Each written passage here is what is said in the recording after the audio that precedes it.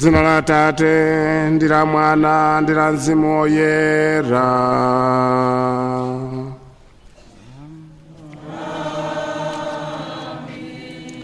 Mtendere ukhale nanu.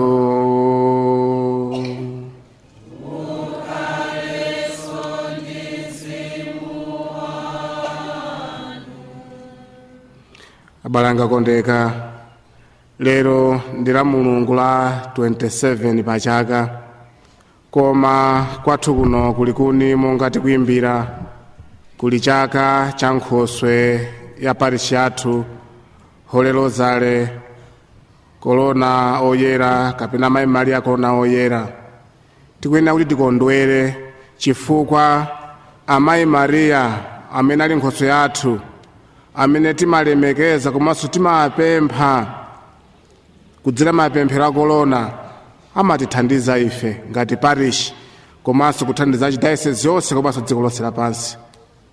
Mukudziwa bwino kuti kudzera mu Amayi Maria Corona dziko lapansi limalandira thandizo la mtendere ndi zosiyanasiyana, makamaka mpingo umalandira chitetezo, chithandizo komanso mpingo umakula kwambiri chifukwa cha mapemphero a Mayi Maria. Ifenso ngati Akhristu, inenso ngati Mkhristu, Amayi Maria pandekha amatithandiza moyo wa tsiku ndi tsiku. Choncho tithokoze. Komanso chaka chimenechi chikukutumani inu ngati parish kuti mabanja anu, makomo mwanu, komanso Mkhristu aliyense payekha inuyo ngati Likuni parish mudzikonda kupemphera Corona tsiku ndi tsiku, osati motobala chabe ayi, chifukwa inuyo Nkhoswe yanu imeneyi ikukupatsani utumiki kuti mutumikire archdiocese yonse dziko lonse tsiku ndi tsiku. Choncho mudzifunse lero, tidzifunse kuti kodi mkhomo mwanu, mbanja mwanu, pakhomo panu kodi tsiku ndi tsiku mapemphera Corona? Ngati simpemphera ndikuti mumalakwa, mukulakwira Amayi Maria, mukulakwira parish yanu. Mkhristu aliyense panokha ngakhale kupatula pabanja pano, koma pawekha ngati Mkhristu, kodi mumakhulupiradi kuti Amayi Maria amathandiza ndipo mumapemphera? Ngati tsiku limayamba nkumalizika musanapemphere Corona, mumachimwa, mudzilapa ndithu kuti mwachimwa, chifukwa inuyo ndinu ana a Amayi Maria Corona ndiye mudzikonda Corona kwambiri. Chaka cha lero chikuthandizeni kudzuka, chitidzutse tonse kukonda kwambiri Amayi Maria chifukwa ndi thandizo. Kachiwiri, tsiku la lero tikuchita chaka cha Bambo Kaderera, ansembe ochokera parish ino atha zaka 40 ali moyo wa usembe.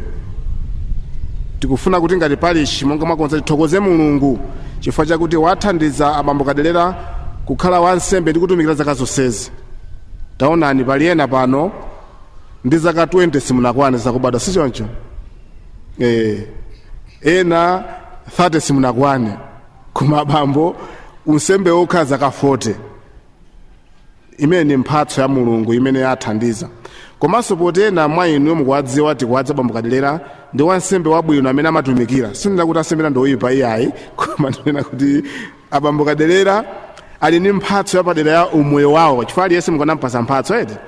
Iwonso ali ndi mphatso yawo yakuchita zinthu modekha, kukhala ndi chikondi, kumvetsera munthu, komanso kumuthandiza mwachikondi. Komanso iwowa ndi munthu ozama mapemphero, amakonda kupemphera kwambiri. Tiwafunsa bwinobwino kuti anene pa speech yawo kuti kodi Corona amapemphera kangati pa tsiku, famene amaonekera yo amapemphera mwina katatu kafolo. Chifukwa sinde kuti munthu upemphera kamodzi kokha Corona, umene upemphera kakambirimbiri kapeza mpata eti. Tithokoze Mulungu wa Bambo Kaderera chifukwa takusungani. Komanso tofuna tikuthokozere chifukwa mumatipasa chitsanzo chabwino ngati mkulu wathu.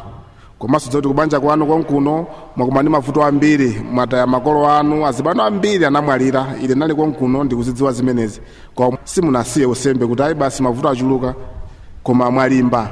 Pano pamakhala wamasiye, azibano ali kutali, kaya mwina ina nasiya mpingo kaya, koma ife tili pabale anu kukulimbitsani, musachite mantha. Kachitatu, tili ndi ulimbitso ana athu lero oposera 300. Nawonso tikuwalimbitsa kuti akhwime, kenako tikuwatuma kuti tsopano inuyo amene mulimbitsidwe mukhala atumiki makamaka poti mukulimbitsa noholero zale mukhale atumiki ophunzitsa anzanu za korona tikutumana tikupatsani ulimbitso. Kachinayi chifukwa chachinayichi ndi chachisisi cha peresono cha ineyo. Ine kubwera kuno kulikuni ngati bishop ndikoyamba. Ineyo ndine mwana wako nkuno enano amene mwabwera kumene ulimbitso simundidziwa yayi. Kwa makolona kundidziwa mwandilera kuno mwandiphunzitsa moyo wausembe nambira kunoko ndiye ndimafunafuna mpata obwera udzathokoza komanso udzapemphera limodzi. Nde atandipemphake episo kuti ndibwere kunoko naona kuti amwe ndimene ndikakuthokozeni kuti mumandipempherera mmandikonda anthu akulikuni. Sichoncho? Amene simunena simandikonda anu zanu koma ine makukondani ngakhale simundikonda ineyo. Ndiye ndabwera kuti tipemphere limodzi ndikudalitseni chifukwa Ambuye Mulungu anatipatsa utumiki umene wa unsembe. Ndiye ndabwera kuti tithokoze limodzi komanso tikudalitseni kudzera mulimbitso umene. Nde chimene chifukwa china cha chinsinsi cha mkati mwa ineyo kuthokoza Mulungu komanso kudalitsani inuyo anthu akulikuni. Ndizo linga zonsezi kupemphera parishi athu tiyeni pa nthawi imene talephera tipepese kuti sinatumikire bwino ngati likuni tilape machimo athu. Ndikululira ndino abale kuti ndachimwa kwambiri poganiza, polankhula, pochita zoyipa ndi posachita zoyenera. Ndachimwa kopambana. Chifukwa chake ndikupempha Maria Virigodala, angelo ndi oyera onse ndino abale kuti mutipempherere kwa Ambuye Mulungu wathu. Mulungu wamphamvu zonse atichitire chisoni, afafanize machimo athu ndi kutifikisa tonse ku moyo wosatha.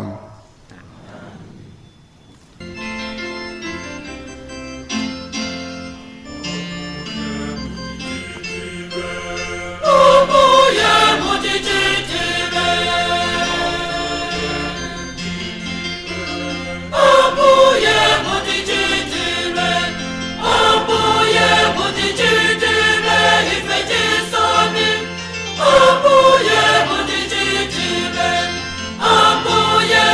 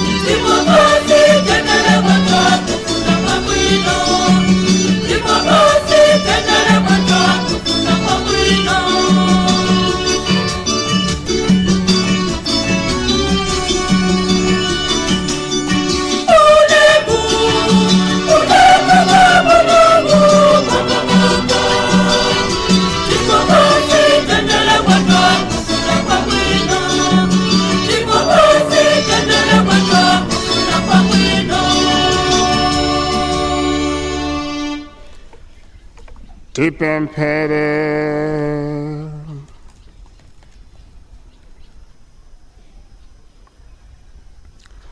Mulungu wachifundo ndi wamphamvu zonse,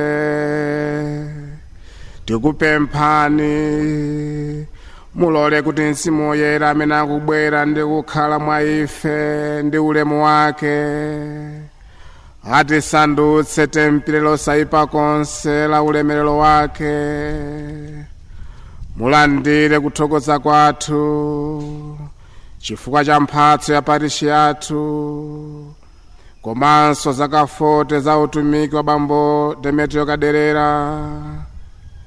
Tikupemphani kuti muadalitse ndi kuwasunga pa utumiki wawo, kuti tonsefe ndi Mzimu Woyera tichite kufuna kwanu, mwa mwana wanu Yesu Khristu ambuye ndi Mulungu wathu, amene ali ndi moyo ndi ufumu ndi Mzimu Woyera, tsopano ndi pa nthawi zosatha.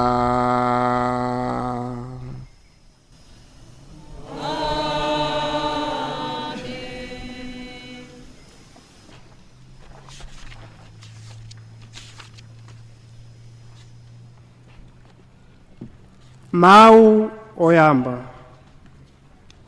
Mawu a m'buku la ntchito zathu. Pamene tsiku la chikondwerero cha Pentekoste lidafika, iwo onse adali pamodzi m'nyumba imodzi. Mwadzidzidzi kudamveka kuchokera kumwamba mkokomo ngati wa mphepo yaukali, nudzaza nyumba yonse imene ankakhalamo.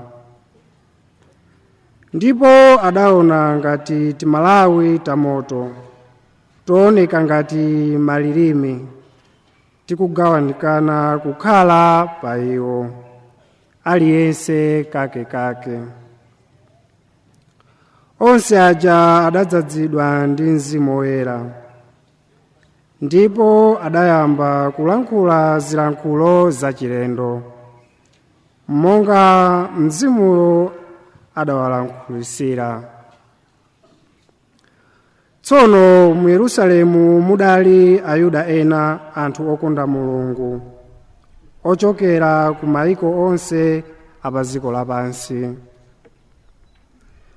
Pamene mkokomo uja udamveka, anthu ambiri adasonkhana, onse adadodoma, chifukwa aliyense mwa iwo ankawamva akulankhula chilankhulo chake.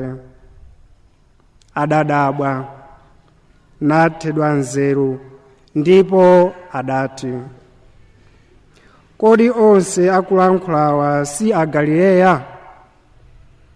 Nanga bwanji aliyense mwa ife akuwamva akulankhula chilankhulo chakwawo? Ena mwa ife ndi Apati, ndi Amedi, ndi Aelami. Ena ndi okhala ku Mesopotamiya, ku Yudeya ndi ku Kapadokia, ku Ponto ndi ku Asiya, ku Frigia ndi ku Pafiriya, ku Igupto ndi ku madera a Libiya, kufupi ndi ku Kirene. Ena ndi alendo ochokera ku Roma. Ndiye kuti Ayuda ndi ena osata za Chiyuda. Enanso ndi Akrete, ena ndi Aarabu. Komabe tonse tikuwamva anthuwa akulankhula mzilankhulo zathu za ntchito zazikulu za Mulungu. Mawu a Ambuye.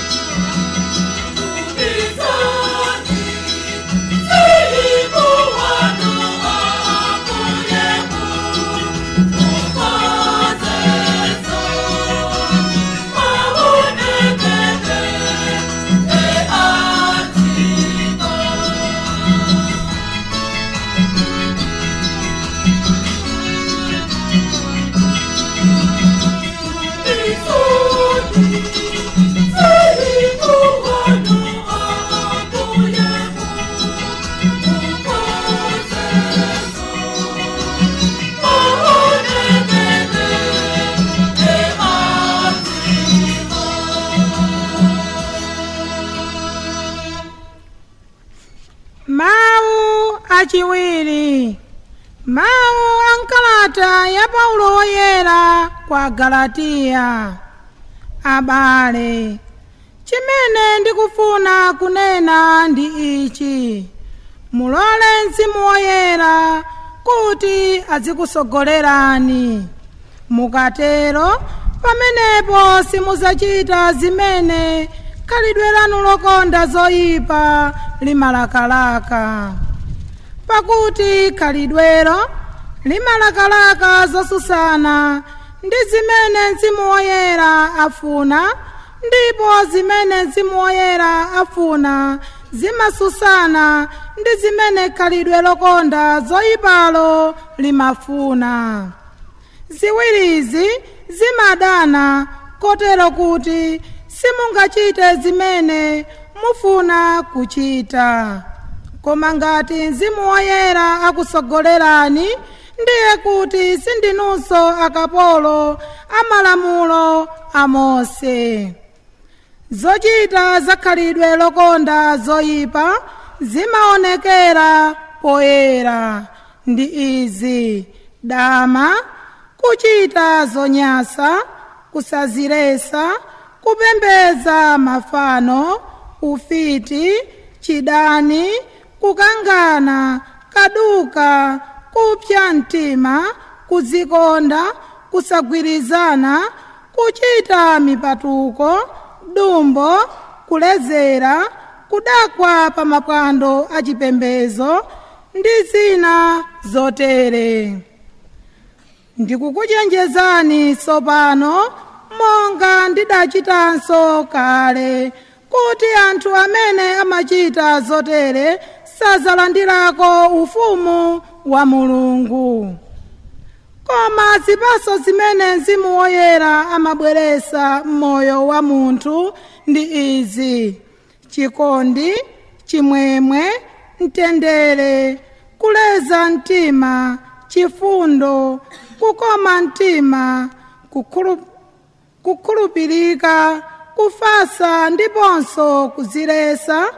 Zimenezi palibe lamulo lozilesa. Amene ali ake a Khristu Yesu adalipachika pa mtanda khalidwe lawo lokonda zoyipa pamodzi ndi zokhumba zake ndi zilakolako zake.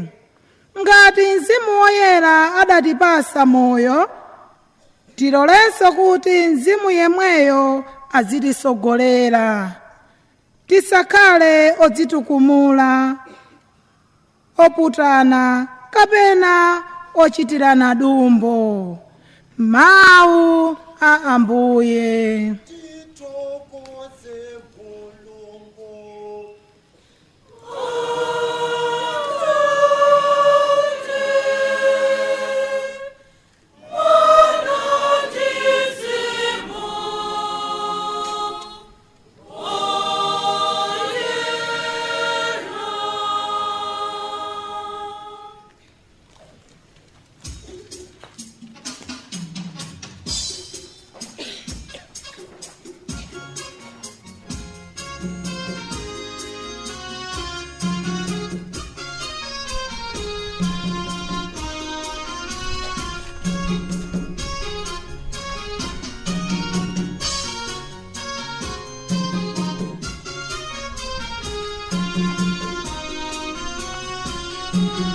Hallelujah.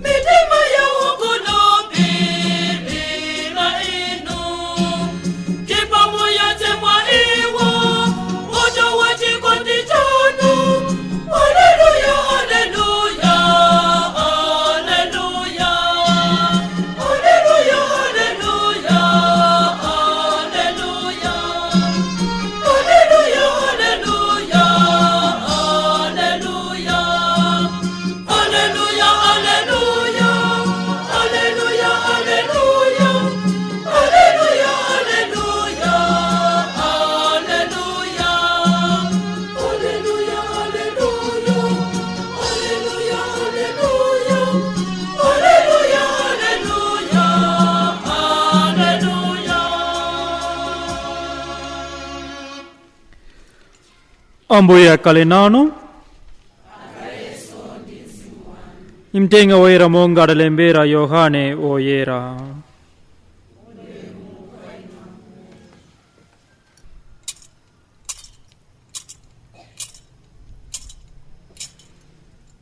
Masiku amenewo Yesu adati kwa ophunzira wake, koma pali Nkhoswe imene ndidzakutumizireni kuchokera kwa Atate.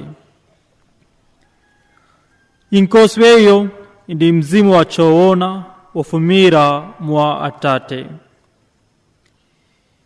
Iyeyo akadzabwera adzandichitira umboni. Inunso mudzandichitira umboni popeza kuti mwakhala nane kuyambira pa chiyambi. Ndili nawo mawu ena ambiri oti ndikuwuzeni, koma simuyingate kuwamvetsa tsopano ayi. Koma akadzafika Mzimu wodziwitsa zoona uja, adzakuphunzitsani zoona zonse. Pakuti sadzalankhula zochokera kwa iye yekha ayi, koma zilizonse zimene Atate adzamuwuze ndizo zimene adzalankhula. Ndipo adzakudziwitsani zinthu zamtsogolo. Adzandilemekeza pakuti adzatenga zochokera kwa ine nadzakudziwitsani. Zonse za Atate nzanga. N'chifukwa chake ndanena kuti adzatenga zochokera kwa ine nadzakudziwitsani inu. Mtenga wa Ambuye.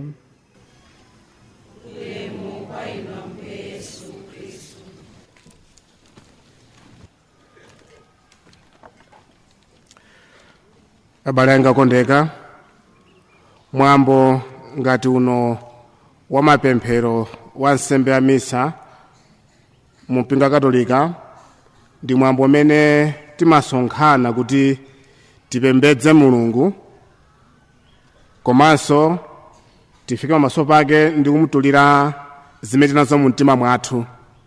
Nchifukwa timatabwera kudzapemphera. Kupemphera ndiye kuti tikupembedza Mulungu amene ali mwini zonse, komanso tulankhula naye. Pakulankhula naye ndiye kuti ife timamvetsera zimene Mulungu akulankhula, komanso ife timamuuza zimene tinazo zachimwemwe, zabwino, komanso zovuta zathu. Nchimapemphero timatulanso nkhawa zathu kumudandaulira Mulungu, Ambuye ndovutika zakuti, ndosowa zakuti, kapena muthandiza zakuti, chifukwa ndi mpata bwino mmene tasonkhana ndi mtima wachikhulupiriro kuti Mulungu ali nafe. Tasonkhana maso pa Mulungu chifukwa timapita mchalichi, timapita pa chalichi kusonkhana ndi kupemphera. Inde timapempheranso ku nyumba.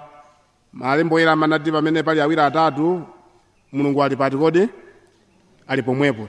Amakhalanso Mulungu. Koma tikasonkhana chonchi timakuti tasonkhana ngati mbumba yayikulu yonse, monga tachita pa ngati pali chiyathu, kudzapembedza, kudzapemphera. Komanso kudzera mwambo umenewu ife timalandira madalitso.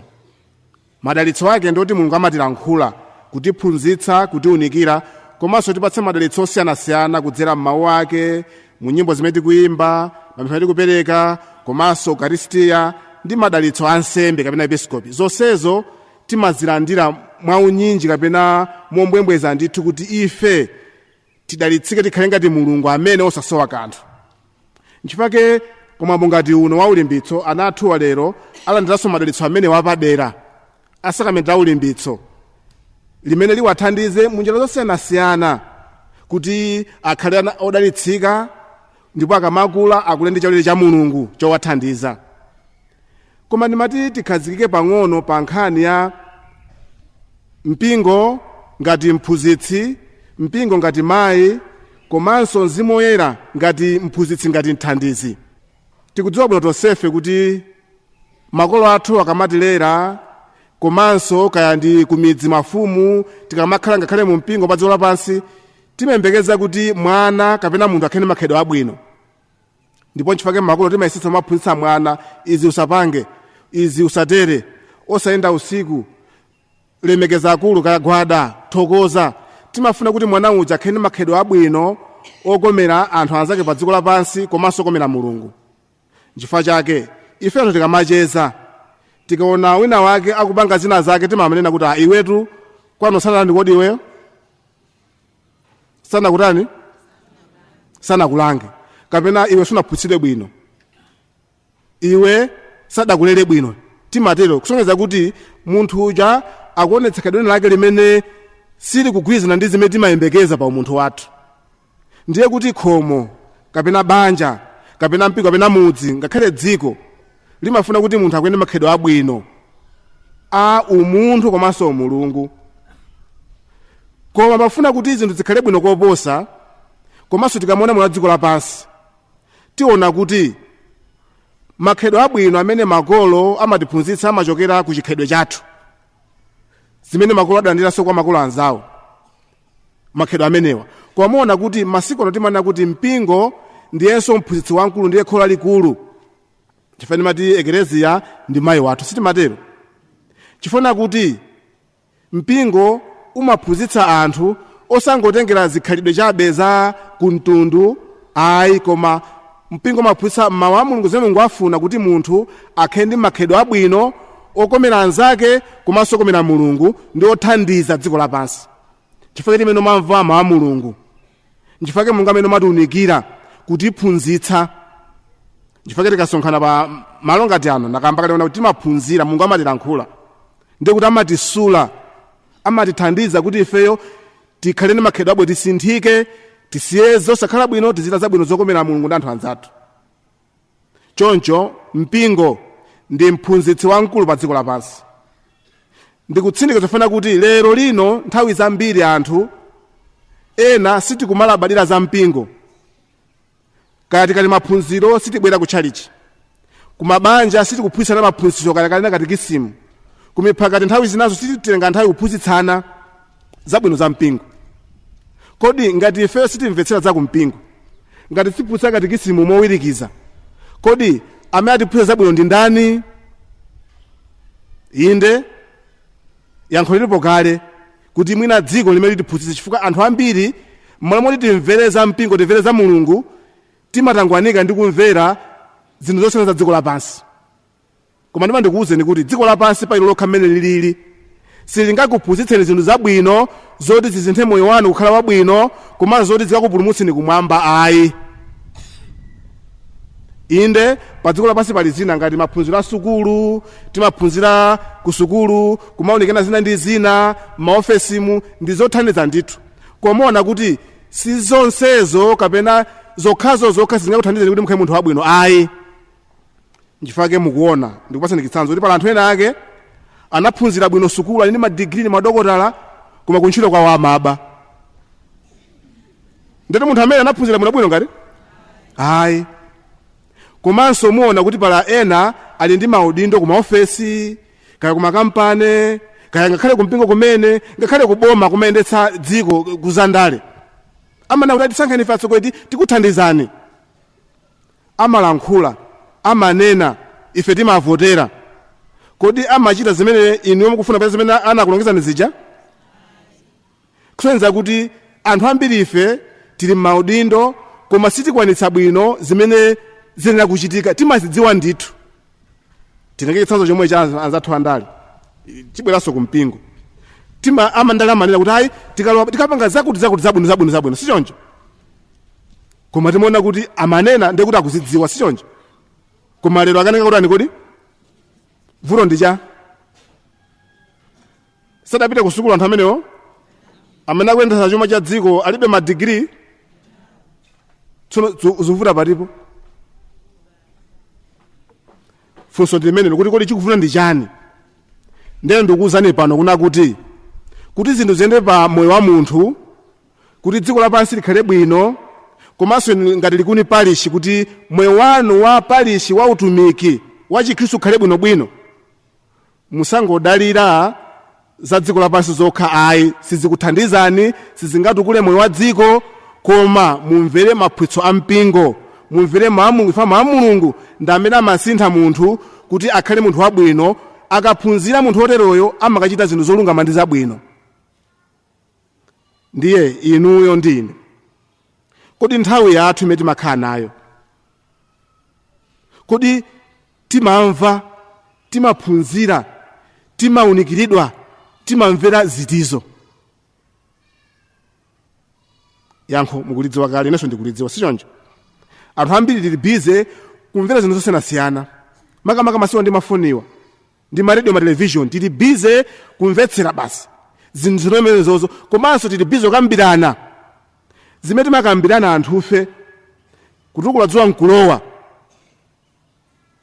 90% sizikhala zinthu zothandizana zoti tiphunzirane kuti koma tizipanga chonchi, tizipemphera kwambiri abale, amayi Mariya amamva mapemphero. Ayi, nkhani zanu zambiri zimakhala zosathandiza. Ndunama ngati? Ayi, zokambirana zathu ndi zosathandiza. Tukhala mmafonimu mama mpaka madzulo, palibe cha nzeru chimene chimatithandiza choti ife chingasinthe moyo wathu. Chabwino palibe cha nzeru, chabwino pali ena amamvera chankhwena Ambuye eti ndisintheko pang'ono pali zina za nzeru chabwino, zina za nzeruko koma ndizochepa, ndana kuti 90%, koma kuti 10% ndimene chankhwena Ambuye, Radio Maria, mwina ndi nyimbo zabwino, sichoncho? Koma ambiri timakawatenga ndizopanda pake. Funso nkuti kodi inuyo mumaphunzira kwa ndani? Mumaphunzira kuti zabwino zothandize moyo wanu kuti mukhale munthu wabwino, kuti mukamakhala ndi anzanu kuchezana ziti iwe nikhalidwa bwino, unaphunzitsidwa bwino, unaledwa bwino, unalangizidwa bwino. Maphunzitso a mpingo ndi maphunzitso ake ndi amene amathandiza kuti ife tikhale anthu abwino kotheratu. Ndipo ndi zina zimene dziko lapansi mapereka zabwino zija, maphunziro a ku sukulu kaya ku ntchito a bizinesi, zikagwizana zinthu zimene zizi, munthu umakhala bwino koposa, ndipo zinthu zimayenda bwino. N'chifukwa chake inuyo ngati Likuni Parish, pamene muchita chaka chanu lero cha nkhoso yanu, ndimati mukhale pasi musingesinge kuti kodi nkhoso yanu, chaka chanu cha amayi Mariya Corona Woyera, kodi inuyo maphunzirapo zotani zoti sinthe moyo wanu komanso kuti mukomese dziko lapansi? Ndi chani chimene amayi Mariya Corona inuyo mukuphunzirapo ndipo zikuthandizani kuti mukhale munthu wabwino, ndipo banja lanu liyende bwino, bizinesi yanu iyende bwino, komanso kuti muthandize dziko lapansi, kupemphera dziko lapansi, komanso kutumikira ntchito zosiyanasiyana? Kodi nkhoso yanu ikuthandizani kuti mukhale mtumiki wabwino okomesa dziko la Malawi? Ndipo ndikufunsani kuti ndi chiticho, ndi mbali itiyo, ndi phunziro liti labwino limene inuyo likuthandizani kuti mukhale munthu wabwino ndi othandiza dziko la Malawi ndi dziko lapansi? Chifukwa pamene mpingo unayika pa kalendala kuti pa 7 Oktoba pakhale chani? Pa 7 Oktoba pali chani ko? Pa 7 Oktoba pali cha 9. Pa 7 Oktoba pali chani pa kalendala ya mpingo? Kodi olandira ulimbiso ndinu kapena ali kumbuyoko? Au ulimbiso ali kuti? Au ulimbiso ndinuyo? Okay. Nde sana kuze na phunzitsi zimene zinachitika pa 7 Oktoba sana kuzeni? Chabwino. Maona makolo ananu zina sakudziwa za mpingo. Ndiye tikalandira ulimbitso pala makolo ena amene sanaphunzire bwino za Chikatolika, kanaze mva kuti zimenezo mwana kanda ulimbitso amati mwana wa mphunziro watani kodi? Wamaliza. Adakuza ni ndani kuti maphunziro a mpingo ndi mamaliza? Anawa sanamaliza maphunziro maona, sakudziwa zina ndi zina ere. Ulimbitso sinde kuti wamaliza zonse, ayi tumvana naye ere. Muzipitabe maphunziro, muzibwerabe, chifukwa pali zambi zoti mudziwe. Ine amene ngati wansembe nazanga wa masisere timaphunzirabe. Ndipo ine ndine bishop, andisanga bishop osada kumwepa, ndine bishop chaka sichinati. Koma nanditena ku Roma. ndabwera lachinayi kuchoka ku Roma ndapita mwaphunziro tili modzi ndine bishopu koma ndapita kuchani kuti mwaphunziro aza mpingo zomwezi ndene muzina kuti mwamaliza maphunziro mpingo wake uriwo ine ndikuphunzirabe ndiye mune kuti ine ndamaliza basi senzepita soti litose basi ndamaliza ngati wamaliza maphunziro osati wa mpingo Katolika mpingo wina wake tumvana eti ndipo ngati mwamaliza basi iniyo ndikuti mwamaliza maphunziro a Satana wakutengani mupite kumene kwa Satana tumvana eti za Mulungu sitimaliza kuphunzira umamaliza ukafa tumvana eti ukalowa mbokosi ndiye warani kodi wamaliza ndiye umakaona zimenezo kumwamba ndiye ndina kuti pa 7 Oktoba mpingo unayika chaka cha amayi Maria ndani kodi chifukwa chake nchani 1571 anzathu akhristu anzathu aku Europe adapemphera zolimba kwambiri kwa mayi Maria chifukwa kunali adani amene ankafuna kuti aononge mpingo apite kulikulu la mpingo ku Vatican akaphwasule kuti mpingo utheredwe wakatolika pa zonse achani kodi kapa kunali nkhondo adani amene wafuna kuti agongeze chikhristu koma anthu anati kuti titani zidatilibe sitingathe kumenya amene anthu amphamvu sitingapite kwa amanga sitingathe kwa amanga amenewa asitikali ndi ife tilibe kalikonse mmolomota adzingolira anatenga chani kodi akhristu amenewa makolo kwambi kuti amayi Maria tithandize ndipemphereni kwa Atate ndi kwa Ambuye Yesu kuti ife mpingo wanu utetezeke ifenso muteteze asatigonjesa adani amenewa ndipo akuti akhristu amenewa analibe futi analibe zida zinachitika kuti chifukwa cha mapemphero aja asingapopanda zida aja anayamba kulimbikira alibe zidatu koma pito amene mujoka limbanda futi aja mpaka adagonjetsa adani aja ndi zida za mphamvu aja mpaka nkhondo anatani kodi anawina ndipo mpingo unatetezedwa mpaka pano leloli inu ndi ine tili mu mpingo umene uwu umene atsada uteteze chifukwa cha mapemphero awo khulupirira amayi Maria kwambiri kupemphera kuti awathandize m'mavuto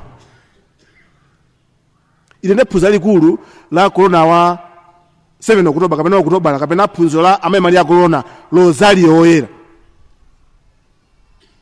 kukhulupirira kwambiri corona ndi kupemphera zolimba kuti amayi Maria tinenere kwa Atate ndi kwa Ambuye Yesu ndi Mzimu Woyera kuti tilandire thandizo inu akhristu akulikuni zichanakamba pambiro pa misa kunyumba kwanu kodi mapemphera kuna tsiku ndi tsiku ndifunso ndi pano pamundi yange kodi mapemphera tsiku ndi tsiku corona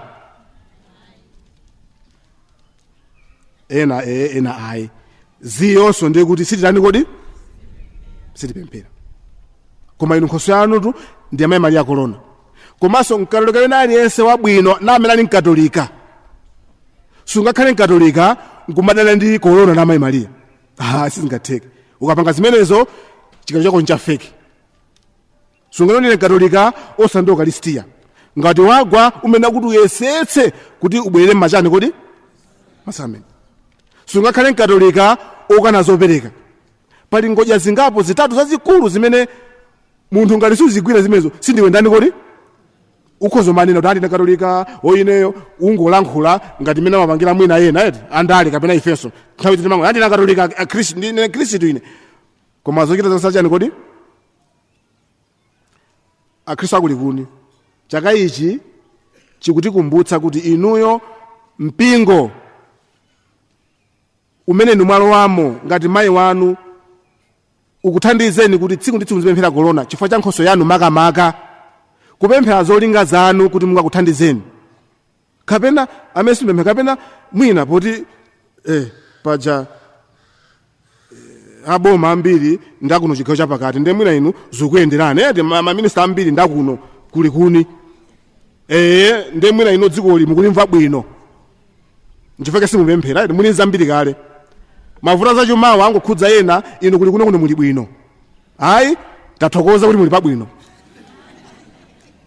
indeka chifukwa ngati munthu supemphera ndiye kuti ulibe choti upetani kodi upemphere koma munthu ngati ine amene ndi zolira zambiri panopa Yesu Khristu ndipatsa udindo wa episkopi ena mavina manyadira hayi timakudziwani episcopi nda zathu izitu mmavuto sikuti mtendere uvadzipe wako kummavuto amene wawo mwachiona chintanda uva chintanda chachikulu masimu chintanda mwachiona chintanda ichichi chabwino ngati simpemphera ndekuti inuyo mulibe chopempha chabwino ngati inuyo zonse zikuyenda bwino ndalama muzipeza mafizi muli nawo zakudya muli nazo chabwino ndikupempha muzipemphera pemphera achidayisizi yanu chifukwa kudayisizi tikumani mavuto tusowa nsembe ambiri tusowa ndalama zogula magalimoto ansembe tusowa ndalama zomangira nyumba za ansembe mapalisha atsopano mapalisha atsopano 7 mdayisizi mu alibe machali chena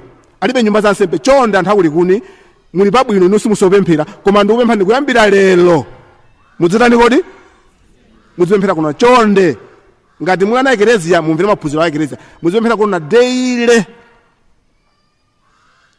ife tikusowa mapemphero anu ine ngati m'bale wanu episo ndisoma mapemphero anu ansembe asoma mapemphero anu pali zambiri zimene zikuti psinja tikulephera kuchita zambiri futi pali zokhoma zambiri mavuto zachimoma kuti khudza sefe ngati mpingo ambuye episkopi amamanga nyumba kwa kamangirira mukudziwa kwa kamangirira simukudziwa gilime pali chimayidziwa gilime pali anayigawa pacha chaka icho ambuye zaye malemu anatsikula pali china kwa amangira kumusiku kwa chiwoshi anatsikula ambuye zaye ndi anapempha ndalama kunja kuti amange nyumba ya nsembe anapasa ndalama atamwalira ndalama zabwera kula ambuye tambala anayambomanga nyumba yabwino yayikulu koma ngati momanga nyumba of course zidativuta sidapange zidaganize mwachangu devaluation nkurani kodi kubwera mitengo ya zinthu nkukwera kwambiri kukapita ku shop mawa kukagula zitsulo peza mitengo yakwera ndalama zinatani kodi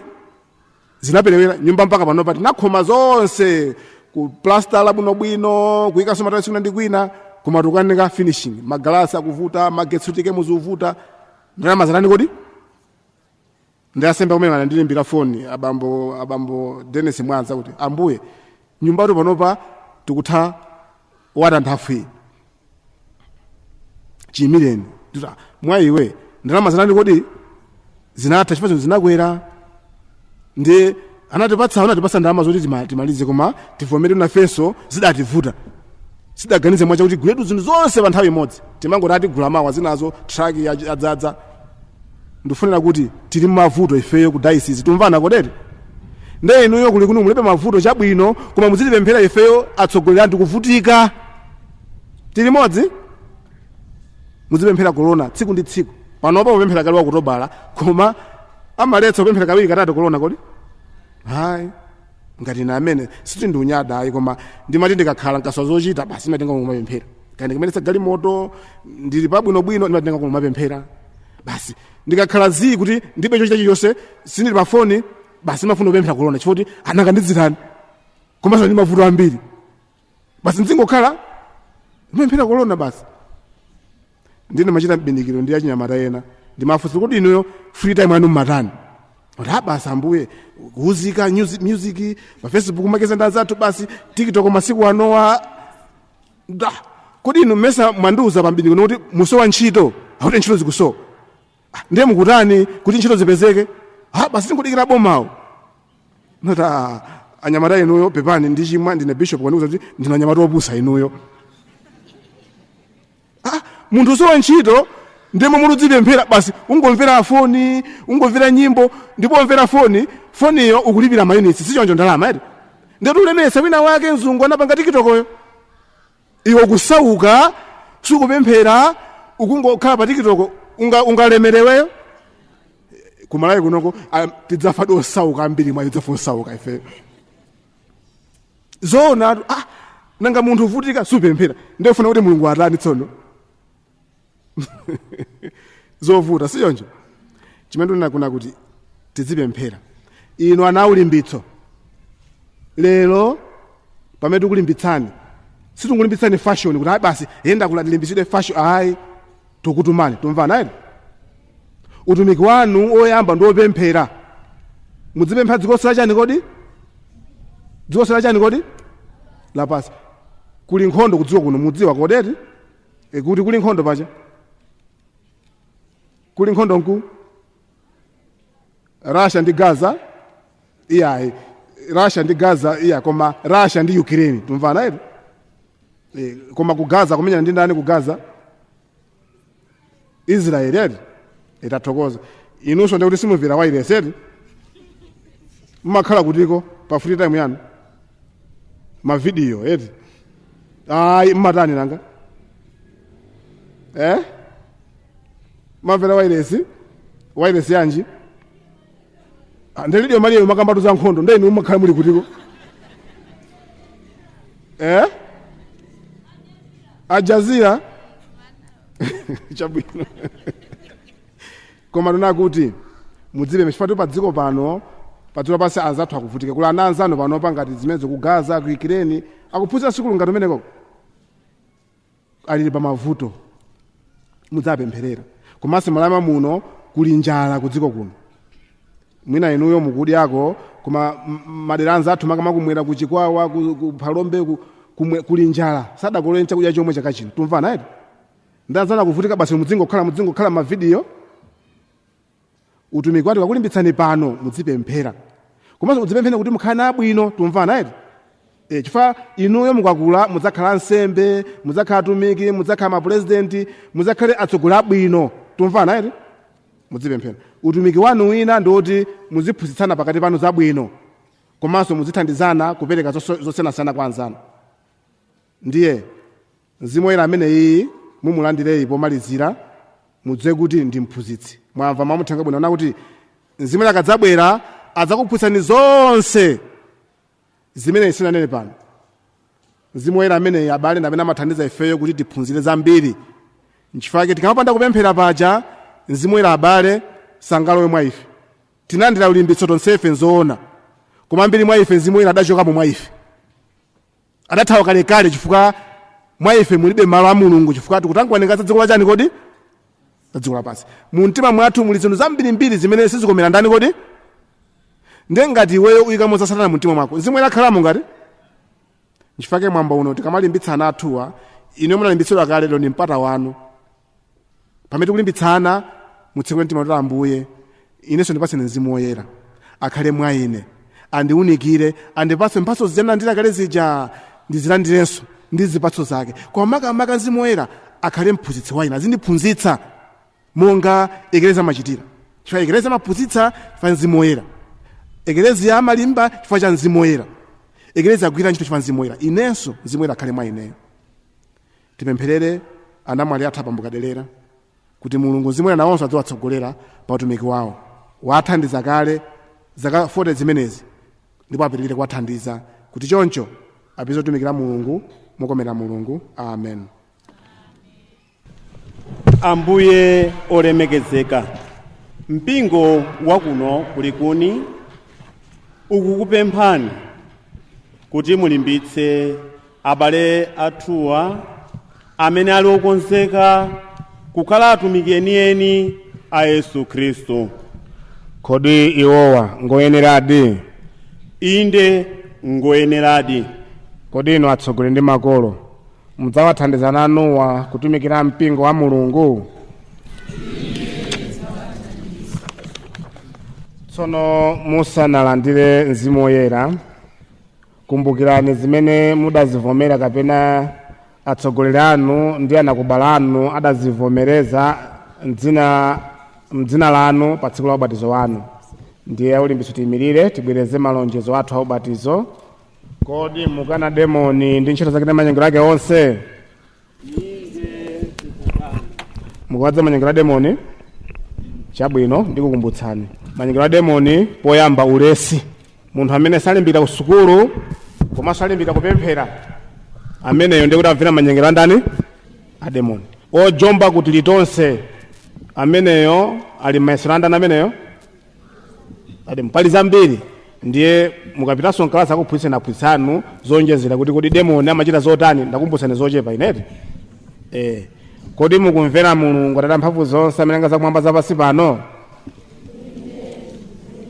Kodi mukumvera Yesu Khristu mwana wake mmodzi yekha Ambuye athu amene anabadwira mwa Maria Virigo anatisaukira anayikidwa m'manda ndipo adauka kwa akufa akhala kudzanja lamanja la Atate? kodi mukumvera Eklezia Katolika oyera, kuyanjana kwa oyera okhulupirira Mulungu, kukhululukira machimo, kuuka kwa akufa ndiponso moyo osatha? Kumeneko ndiko kumvera kwathu ndiponso kumvera kwa Eklezia amene timamunyadira ndi kumulalika mwa Yesu Khristu Ambuye athu. Tsono tonse tiyeni tiyimirire ndi kutsimikiza kumvera kwathu. Kumvera kwa apostoli.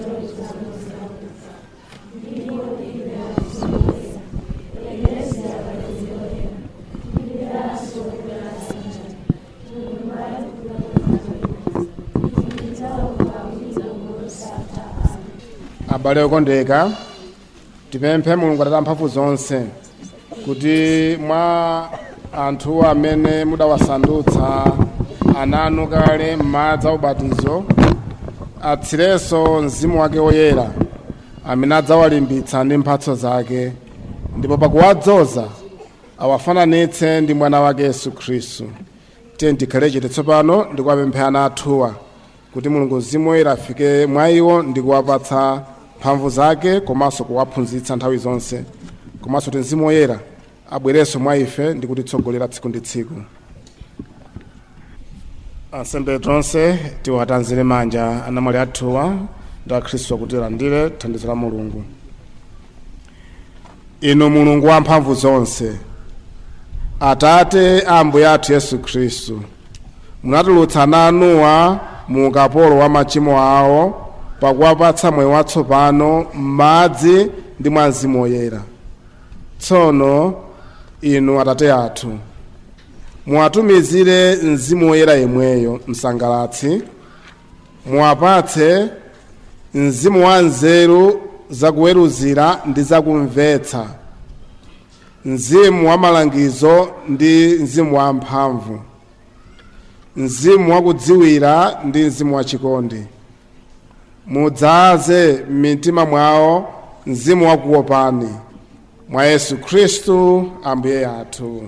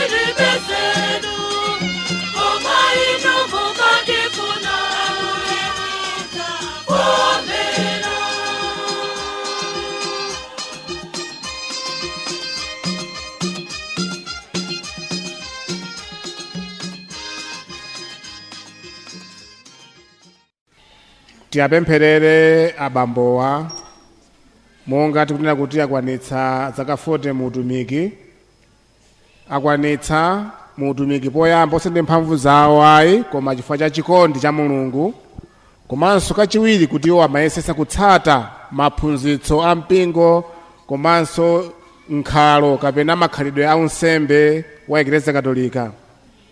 Choncho tiwapemphe Ambuye kuti awadalitsa abambowa mchikondi chawo chosefukira, awathandize kukhala mtumiki wokhulupirika wa Yesu Khristu, wansembe wamkulu, ndi kumaperekeza mbumba ya Mulungu kwa Iye amene ali kasupe wa chipulumutso chathu. Ambuye Yesu Khristu mutimvere ndi kuvomera pempho lathu. Ndiye tisanamalize kuthokoza Mulungu pamene tachita mwambo umenewu, tofuna kuti bambo walandire thandizo la Mulungu lowalimbitsa pa ulendo umene akupitirira, chifukwa Mulungu pamene atipatsa moyo afuna kuti tipitizebe kutumikira. Nkhani yayikulu ndi imene tawalangiza pano, makamaka kuphatana kwambiri ndi Yesu. Tanena kale kuti pa dziko lapansi pali zinthu zambiri, koma ngati munthu ufuna kuyenda wekha wopanda Yesu, dziwe kuti njira yako, ulendo wako ndi wopanda tanthauzo komanso ndi wakuchiwonongeko. Neto ufuna kuti abambo pamene akuyenda njira imeneyi ndi Yesu athandizenso ena kuyenda ndi Yesu Khristu, kuti adzipita konsekonse ndi Yesuyo kuti awathandize anthu ena kupulumuka. Choncho tiwapatsa madalitso apadera, kuwasanjika manja kuti Mulungu awadalitse, kuti atenge ndithu Yesu Khristu amene anamulandira pa usembe, apitirize kumugawa kwa anthu osiyanasiyana onse amene akumana nawo. Ambuye akhale nanu. Akhaleso ndi mzimu wanu. Adalitseni Mulungu mphamvu zonse, dzina la Atate ndi la Mwana ndi la Mzimu Woyera. Amen. Amen. Tithokoze Mulungu. Nthawi ino tsopano muchananenera kuti ndi nthawi yoti tiwafunire mafuno abwino. Ayamba iwo Ambuye, kenaka ansembe onse tibwere, asisteri onse, abrother onse, pamene acheya mukubwera musayiwale alendo athu aja, guest of honor, mubwere nawo limodzi, komanso mmodzi woyimira Likuni Friends, tibwere limodzi, tichite izi mosunga nthawi. Pamene ndikunena tiziyimirira.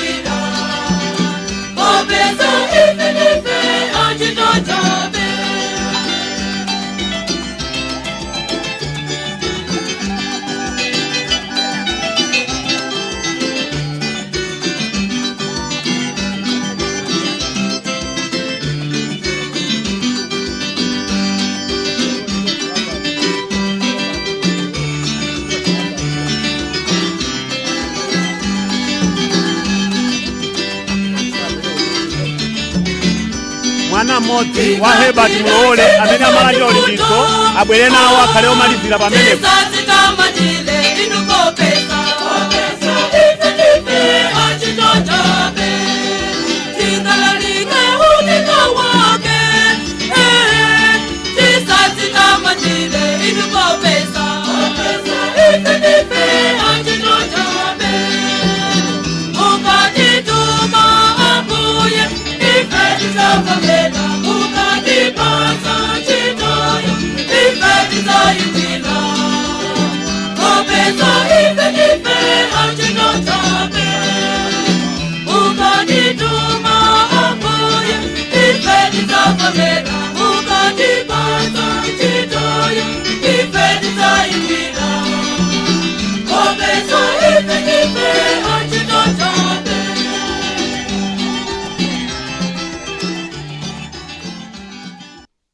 Abale, lero kupemphera anthu onse tikumbukire kuti Atate athu akumwamba salephera kupereka Mzimu Woyera kwa iwo amene amupempha. Abale athu amene Mzimu Woyera walimbisa lero ndi mphatso zake, amuchitire Yesu Khristu mboni pa moyo wawo wonse. Tumizani Ambuye Mzimu Woyera, anakubala ndi atsogoleri apitirize kuthandiza ana awo pakuwalangiza ndi kuwapatsa zitsanzo zabwino nthawi zonse. Tumizani Ambuye Mzimu wanu Woyera. Anthu onse amene adakali padera, Mzimu Woyera awaunikire ndi kuwalondoloza njira ya chipulumutso. Tumizani Ambuye Mzimu wanu Woyera. Ife tonse ampalishi yathu ya Hole Rosale titumikire mpingo wa Mulungu mozipereka ndi mogwirizana monga adachitira amayi Mariya pakugwiritsa ntchito mphatso zomwe tidalandira kwa Mzimu Woyera. Tumizani Ambuye Mzimu wanu Woyera. Tipempherere Archdiocese yathu ya Lilongwe kuti moongoleredwa ndi Mzimu Woyera ntchito ya sinodi imene tidayiyamba iyende moyenera ndi kupindulira aliyense mu Archdiocese. Tumizani Ambuye Mzimu wanu Woyera. Tipempherere mabungwe onse mu Archdiocese yathu ino, mwapadera bungwe la Chinyamata, kuti nawo anyamata ndi asikana atengepo gawo lalikulu pa zochitika za sinodi imene tidayiyamba. Tumizani Ambuye Mzimu wanu. Mulungu wathu mudapatsa apostoli anu Mzimu Woyera, ndipo mudafuna kuti iwowo ndi aepiskopi olowa m'malo mwawo apatsa Khristu awo Mzimu Woyera yemweyo. Tsono tikupemphani kuti monga mudawalimbitsa iwo aja pa ntchito yolalika mthenga wabwino, momwemonso mutilimbitse ife tonse amene tikukhulupirira inu mwa Yesu Khristu Ambuye wathu.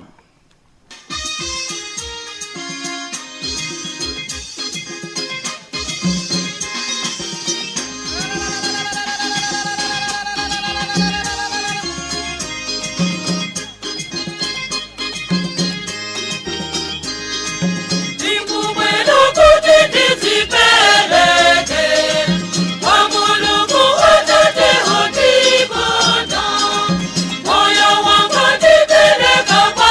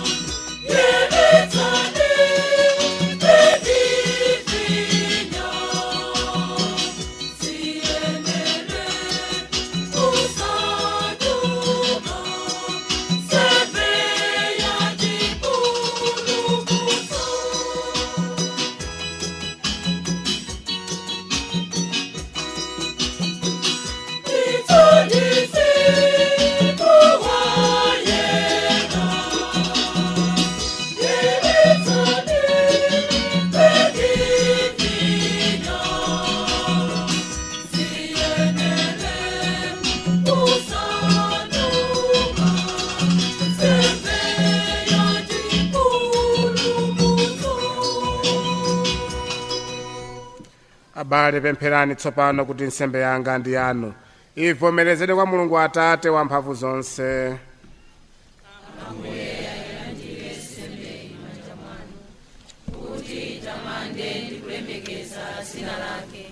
Ndipo ikhale yaphindu kwa ife ndi kwa mpingo wake woyera wonse.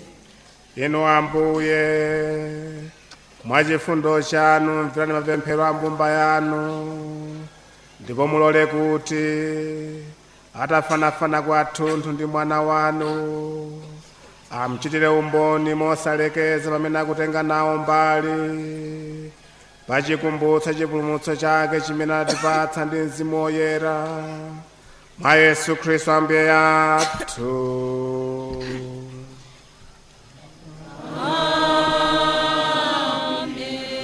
Ambuye akhale nanu.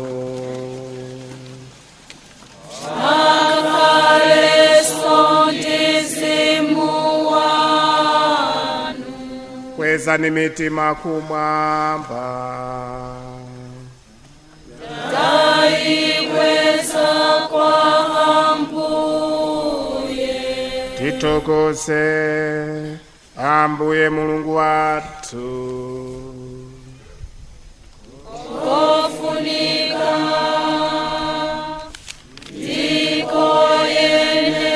ndikoyenera. Zonadi nkofunika ndikoyenera ndi udindo wathu ndi chipulumutso chathu nthawi zonse ndi pamalo ponse kuti tikuthokozeni Ambuye Atate Woyera Mulungu wamphamvu zonse ndi wamuyaya kuti mufikitse pakepenipeni miseri yanu ya Pasaka lero mwatumiza Mzimu Woyera kwa iwo amene munawasandutsa kuti akhale ana anu powalumikiza ndi mwana wanu mmodzi yekha Mzimu Woyera yemweyo pamene mpingo unabadwa adapatsa anthu onse nzeru zakudziwa Mulungu ndipo anasonkhanitsa zilankhulo zosiyanasiyana kuti zivomereze kumvera kumodzi.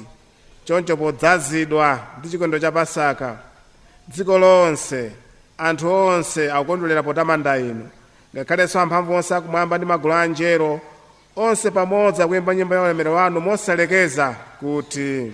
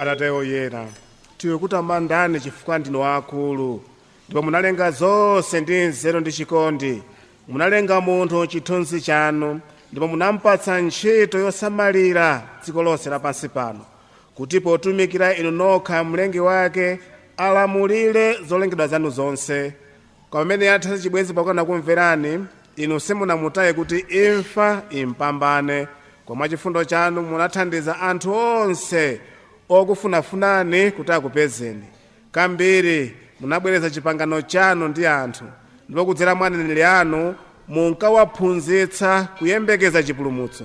Atate Woyera munakondadi dziko lapansi pano kuti itakwana nyengo yake munatumizira mwana wanu mmodzi yekha kuti akhale mpulumutsi wathu.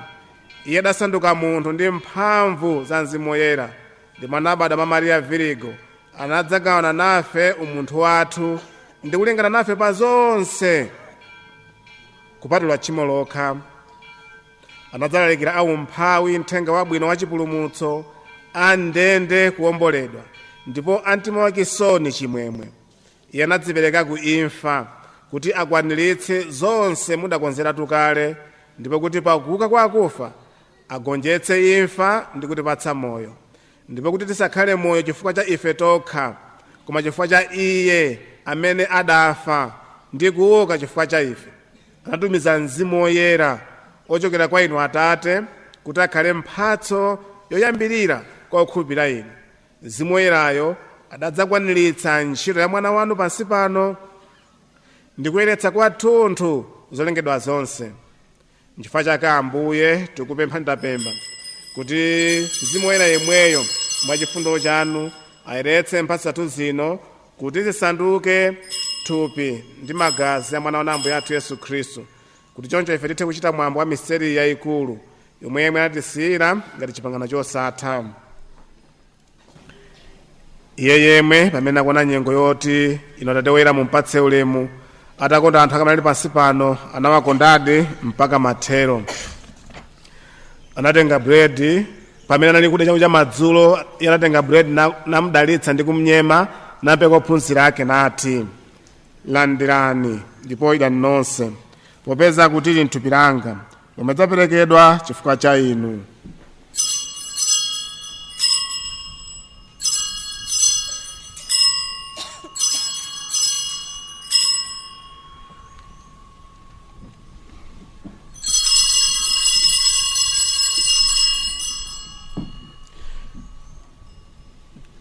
Chimodzimodzi atatha kudya, anatenga chikho chodzaza ndi vinyo wampesa, anakuthokoza nachipereka ophunzira ake nati, landirani ndipo imwani nonse, popeza kuti ichi ndi chikho cha magazi anga, magazi achipangano chatsopano ndi chosatha, amene adzatipha ndi anthu ambiri kuti afanze machimo. Muzichita izi kuti mundikumbukire.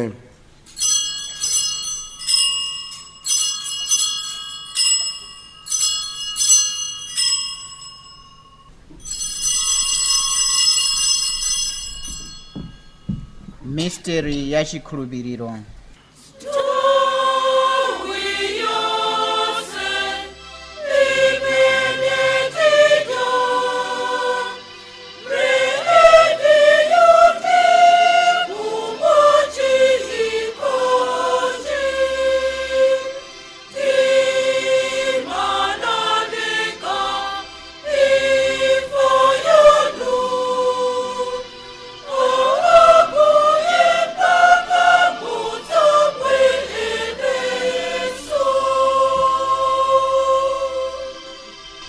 Choncho Ambuye, pamene tikuchita mwambo wokumbukira chipulumutso chathu, tikumbukira imfa ya Khristu ndi kutsikira kwake ku dziko la anthu akufa.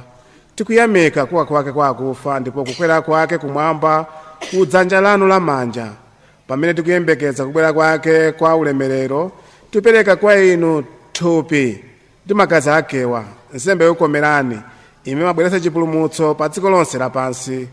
Ambuye, muyang'ane nsembe ino yomwe inu mudakonzera mbumba yanu, ndipo mulole kuti onse amene alandire buledi mmodzi ndi chikho chimodzi, Mzimu Woyera awasonkhanitse ngati thupi limodzi, ndipo asanduke mwa Yesu Khristu nsembe ya moyo yokutsirani ulemu. Choncho Ambuye, mukumbukirenso pano onse amene tiwaperekera nsembe ino kwa inu, makamaka mtumiki wanu Francisco Papa wathu, George Archiepiscopi wathu, ndi Vincent mthandizi wake, ndi aepiskopi onse, ansembe onse amene akupereka nawo nsembe ino, amene ali nafe muno, mbumba yanu yonse ndi anthu onse amene amakufunafunani ndi mtima woona. Mukumbukirenso amene adamwalira mu mtendere wa Khristu mwana wanu, ndiponso akufa onse omwe inu nokha mukudziwa chikhulupiriro chawo. Atate achifundo, tuloleni ife tonse ana anu kukalandira nawo zabwino zanu kumwamba, limodzi ndi Mariya Virigo odala amayi a Mulungu, ndi Yosefe odala mwamuna wake, ndiponso apostoli ndi oyera anu mu ufumu wanu, titapulumuka ku machimo ndi imfa, limodzi ndi zolengedwa zanu zonse kumeneko tikuyamikeni kudzera mwa Khristu Ambuye athu, amene mwa iye mapatsa dziko lapansi zabwino zonse. kudzera mwa iye, pamodzi naye, mwa iye, inu Mulungu Atate amphamvu zonse, limodzi ndi Mzimu Woyera, ulemu wonse ndi ulemerero ndi wanu pa nthawi zosatha. Monga momwe mpulumutsi wathu adatilamulira ndiponso potsata maphunzitso a Mulungu, tikunena mosaopa kuti: Atate athu muli mmwamba, dzina lanu liyeretsedwe, ufumu wanu udze, kufuna kwanu kuchitidwe monga kumwamba choncho pansi pano. Mutipatse ife lero chakudya chathu cha lero, mutikhululukire ife zochimwa zathu monga ifenso takhululukira adani athu, musatisiye ife m'chinyengo, mutipulumutse ife Ambuye kwa zoyipa zonse. Mwa chifundo chanu mutipatse mtendere pa masiku athu ano, kuti ndi chithandizo cha chifundo chanu titetezedwe ku machimo ndi zopsa zonse, lolira mwa chiyembekezo kubwera kwa mpulumutsi wathu Yesu Khristu. popeza kuti ufumu, mphamvu ndi ulemerero ndi wanu nthawi zonse. Ambuye Yesu Khristu, munawuza apostoli anu kuti ndikusiyirani mtendere kundango ndikupatsani. Musati muyang'ane machimo athu, koma chikhulupiriro cha mpingo wanu, ndipo mwakufuna kwanu mupatse mtendere ndi umodzi, inu amene ndi ufumu pa nthawi zosatha. Mtendere wa Ambuye ukhale nthawi zonse.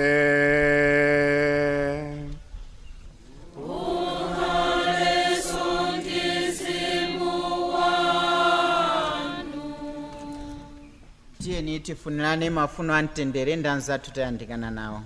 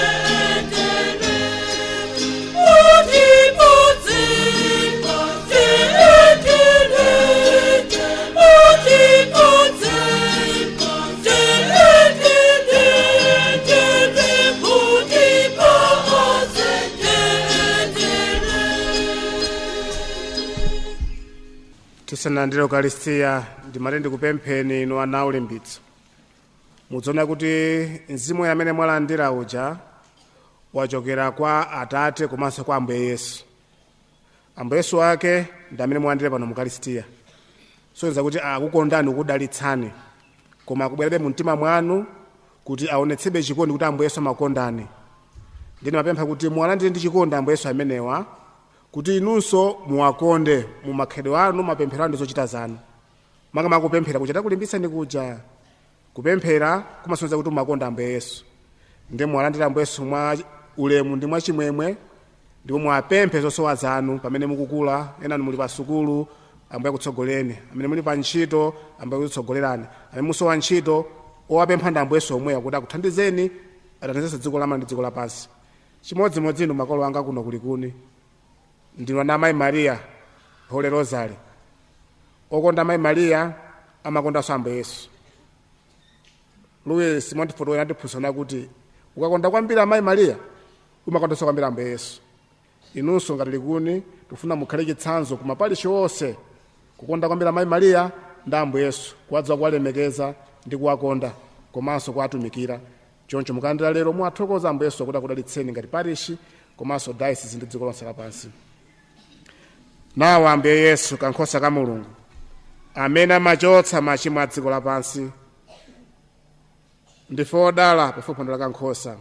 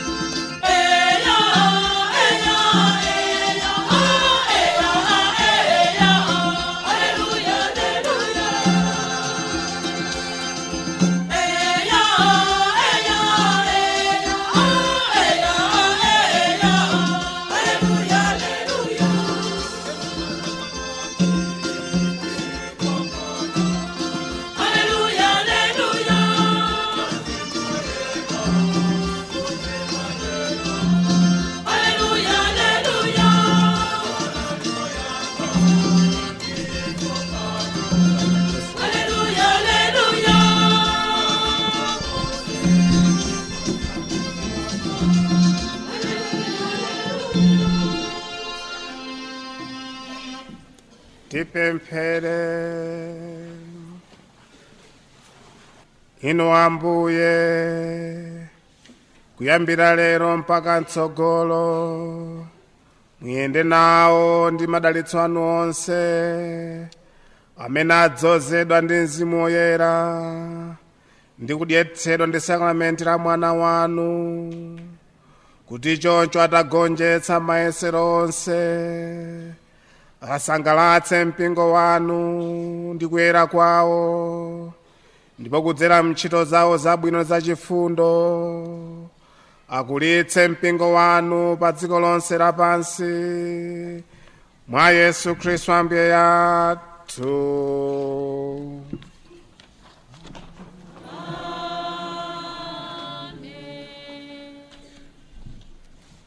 Ambuye akhale nanu.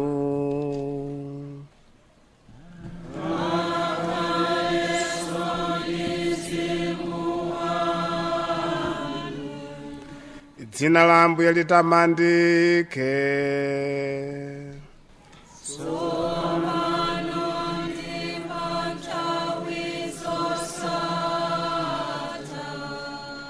Chithandizo chathu chili m'dzina la Ambuye.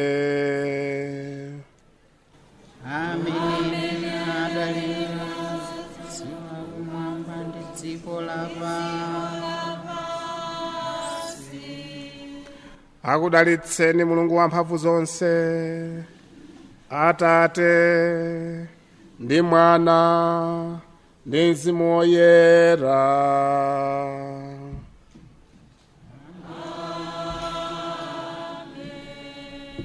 Pitani kalalikeni mthenga wabwino wa Ambuye.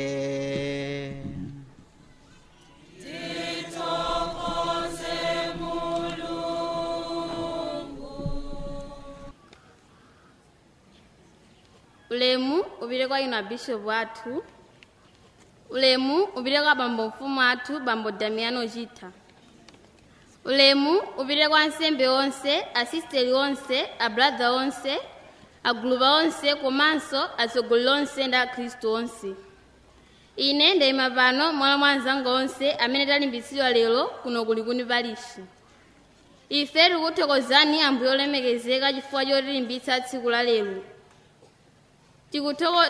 Tikuthokoza Mulungu potilola kuti tilandire sakramenti lomalizali la mgulu la masakramenti achinamwali.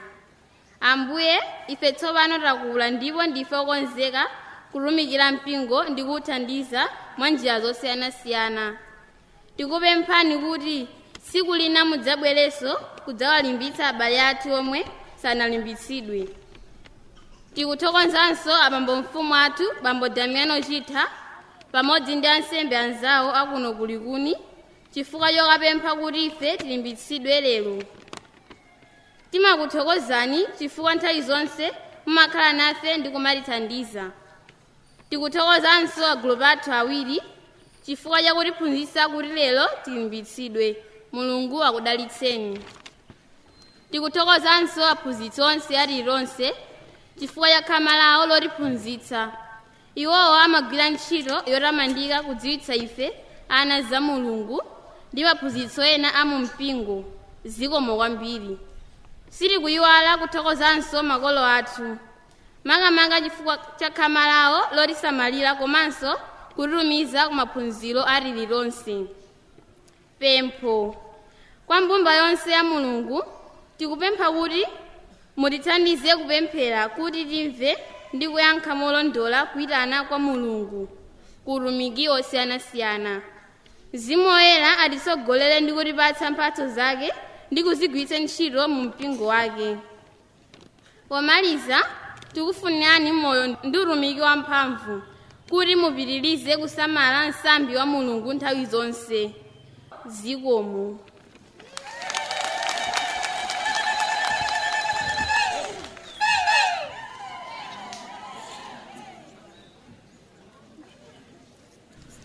Maulemu akhale m'malo mwake kwa mwanjira padera. Ulemu kwa Ambuye Vincent Makhwawa.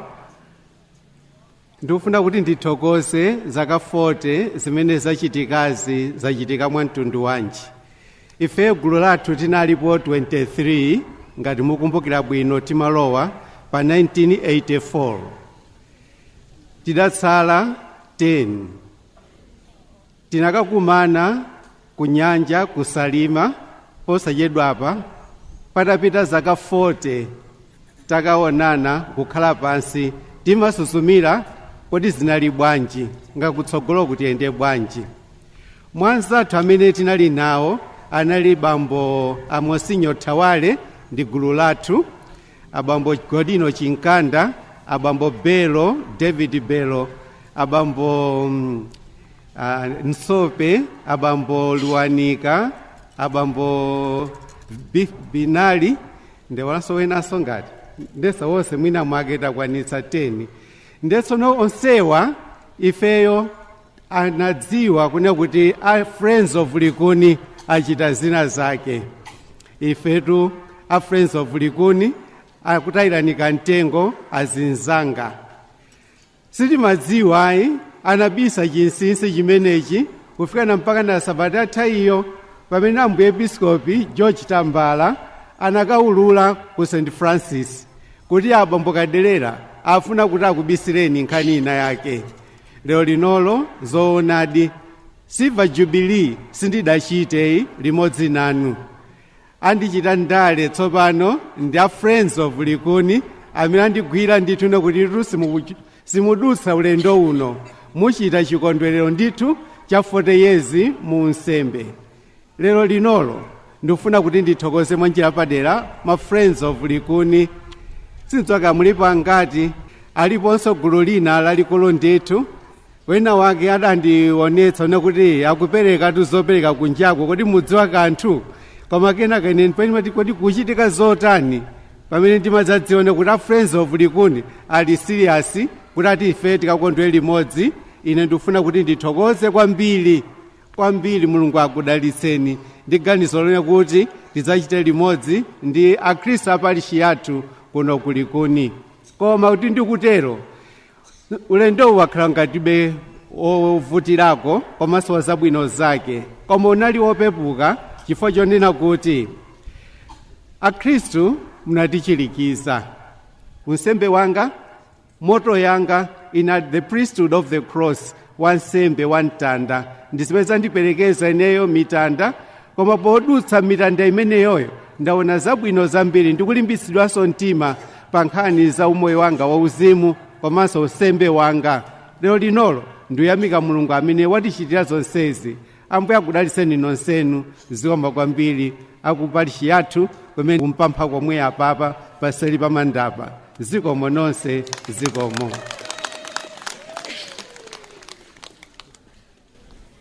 Moni tonse. Zikomo. Zikomo kwambiri.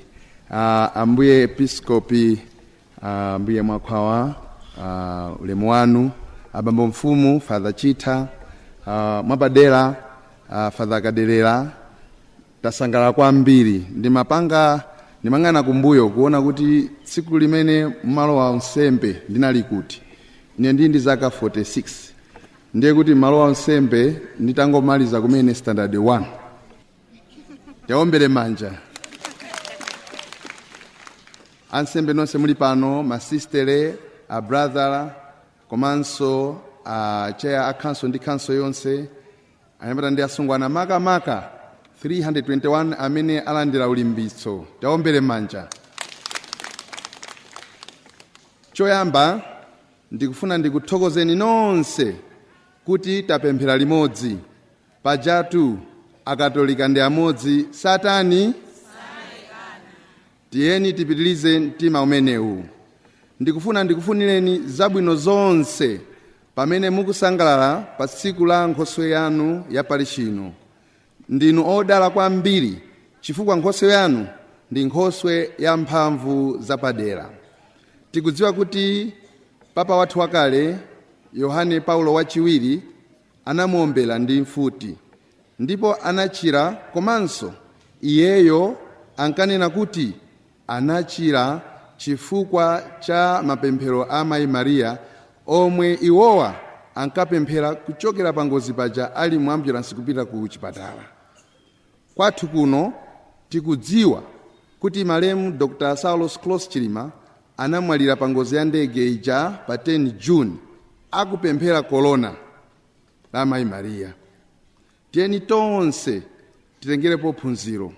Ndikukumbukira tsiku lina mu 2010 ndikukhala ku Blantyre, ndinapita ku Phalombe kumene kunali sister wanga ndimayendesa galimoto. Ndinakuma patsogolo panali mzimayi akuyenda, ndinauza mayi anga kuti tiyimire uyu tintenge uyu, koma anthu ambiri anakhala kuti imisa galimoto sitinayimire. Nditantenga ine nafunsa, amayi ndimapemphera kodi? Akuti zoona ndi Rosary pano ndimapemphera Rosary kuti galimoto imene ikubwera iyime. Zikusonyeza kuti zimene amatiuza ambuye mwakhwawa kuti pemphero la korona ndi la mphamvu kwambiri nzoonadi. Ndikuzaniso story ina mwachangu kwambiri. Ndikukumbukira chaka chino mayi anga akudwala anabwera ku chipatala ku Lilongwe kuno. Ndiye tikubwerera nali galimoto yokuti zipepala zina zinali zoti zapanga expire. Ndiye nauza mayi anga kuti koma galimoto iyi apolisi amakonda kuyimisa. Ndiye tivutika kupita ku Mzuzu. Akuti chabwino. Ndiye mamawa tanyamuka tikuyenda mpaka afika ku Mzuzu kuja palibe wa polisi ndi mmodzi amene anatiyimisa. Ndiye ndikuzatheka bwanji. Ndiye amayi anga anali atapemphera Rosary mamawa anapanga record. Played for me the clip. Akuti napemphera mamawa napemphera polisi onse kuti aziyang'ana kumbali. Ndiye tikamapemphera korona mu Oktoba ndikupempheni nonse kuti tiyeni tipempherere ana amasiye onse, makamaka amene ndi ana amasiye a anthu 9 kapena 8 aja anamwalira pa ngozi ya pa 10 June.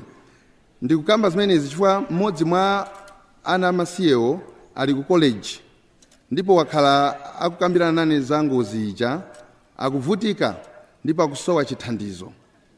Ndili ndi funso, kodi anawa tawapangirapo chani?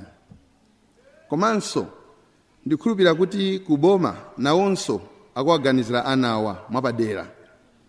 Ngati sakuwaganizira ndi pempho kuti ana amasiye aja tisayiwale. Komanso ndikupemphe nonse kuti yeni tiwapempherere ana amasiyewo komanso makolo osiyidwa kuti Mulungu awathandize. Mwapadera tiyeni tiwapempherere amasiyewo kuti amene alibe chithandizo apeze chithandizo, kuti moyo wawo upitebe msogolo. Nthawi zambiri tikamapemphera timazipemphera tokha. Tiyeni tipeze nthawi ndi mtima opempherera anzathu. Tikatero Mulungu atipasa zosowa zathu chifukwa cha mtima wabwino, mtima wachifundo. Ndiye tikamapemphera Rosary kwa Mayi Mariya mwezi uno wa Oktoba, izi ndi zina mwa zinthu zimene tingaziganizire. Komanso ndi zopemphani ziwiri. Choyamba, tikudziwa kuti Papa wathu nthawi zambiri amapemphera mtendere wa pa dziko lonse lapansi. Komanso amatipempha kuti nafenso tizipemphera mtendere pa dziko lapansi. Ndiye tiyeni nafenso tizipemphera mtendere pa dziko lapansi. Komanso tikhale anthu odzetsa mtendere ku banja, ku ntchito, ku bizinesi, ku mpingo, kulikonse kumene timapita. Chachiwiri komanso chomaliza, tamva acheya atiuza kuti mwagwira ntchito yayikulu kwambiri yotamandika ku nyumba ya abambo, ku church materials, mpanda komanso podium mmene mukumanga apa. Ine ndikuona kuti mpingo wathu wa Katolika panopa ukusintha, anthu akuzipereka kwambiri. Ndikupempheni kuti mpitilize osatopa kuzikhutula mmene ankanena malemu Dr. Saulos Chilima, angati Mkhristu wa Katolika wolimbikira amazipereka, amazikhutula mpaka chimwawe. Ndiye nanunso ndikupemphani kuti tipitilize kulimbikira ntchito za mpingo. Komanso mpingo umatipempha kuti tizilowa nawo kutengapo gawo pa nkhani za utsogoleri wa dziko ndi ndale. Tiyeni tizipanga zimenezo kuti dziko lathu lipite mtsogolo. Tikamadandaula kuti kundale kuli mbava chifukwa choti akhristu sakulowa kumeneko. Tiyeni tonse amene tili ndi kuthekera tilowe kumene kuti dziko lathu lichoke ku mphawi. Pomaliza ndikufuna ndikupangeni special congratulations zabwino zonse pamene mukusangalala tsiku la nkhoso yanu ya parish ino, Holy Rosary Parish. Zikomo kwambiri, congratulations, zikomo.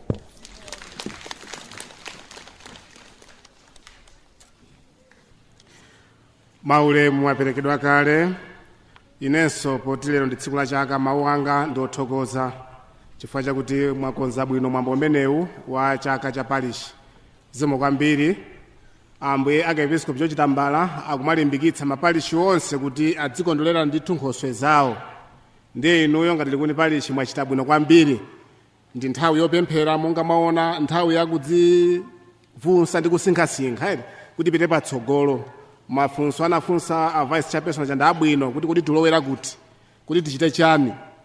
Ndi nthawi yabwino. Komanso timafuna kuti nthawi ngati imeneyi pamene muchita chaka timasuke nchifukwa abambo anandiwuza kuti ayi koma mwambo utalika tupalizotera ati ayipangani zonse. Ineyo tsiku langa ndalipereka kulikuni. Kaya mufuna ndikwere mmitengo ndikwera ndithu zonse ndipanga nanu limodzi. Ndilipo pano kucheza nanu. Maparishi ena amakhala kudya limodzi ndengati mwakonza kudya za miphakati ndibwera ndidye mphakati uliwonse simanthongo imodzi ndiyenda konseko. Koma mwina simunakonza koma mweno kumakonzekera ndithu mphakati mukonza zakudya zanu muphike mubwere muzadye basi kuchoka pano madzulo tili modzi. It is a day of our parish, let's celebrate. Komanso umodzi umenewu ndi uchape mphakale na ndiyena kuti umathandiza kuti timange mpingo komanso timamanga umodzi wa parish. Ndepitilizani chaka chamawa mudzakonze kuposa pene papa tili modzi. Mukonze bwinobwino kaya ndizakudya kusewera magule pangani. That's ndi njira yomangira mpingo umene kuti tikondwere ngati parish. Mamuyena chilimbikitso kuchokera kwa Ambuye Episkopi kuti inu ngati likuni parish musamayiwale kuti ndinu parish imodzi yoyambirira archdiocese muno. Pacha zaka zingati? Chaka chino 2024. Muli zaka zingati pacha likuni parish? 121. Inu ndikachebere ndinu mapasa.